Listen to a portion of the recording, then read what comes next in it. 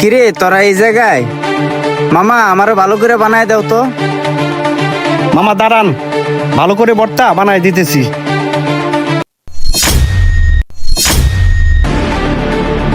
এই মামা লন ভর্তাটা।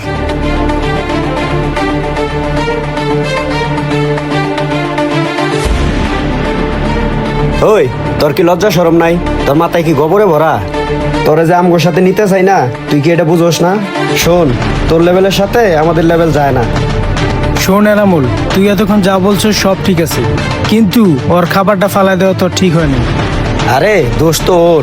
আমরা দুইজন যখন এখানে খাইতে আসছি, ওরে কি আমরা ডাকছি? তারপর ও কেন চলে আসলো এখানে? এই এনামুল শুন, তুই বোধহয় সব বুঝলা গেছস। তোর বাবার অপারেশনের সময় অনেকগুলা টাকা লাগতো, অনেকজনের দাঁড়ে দাঁড়ে ঘুরছস, তা কি তুই বুঝলা গেছস? সেই কথা কি তোর মনে নাই?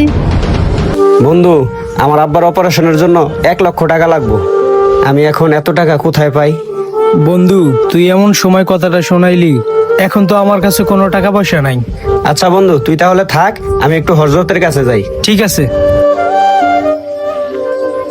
কাকা, আপনার আচারের দোকানটা তাহলে কেমন চলতেছে? ভালোই চলতেছে আলহামদুলিল্লাহ।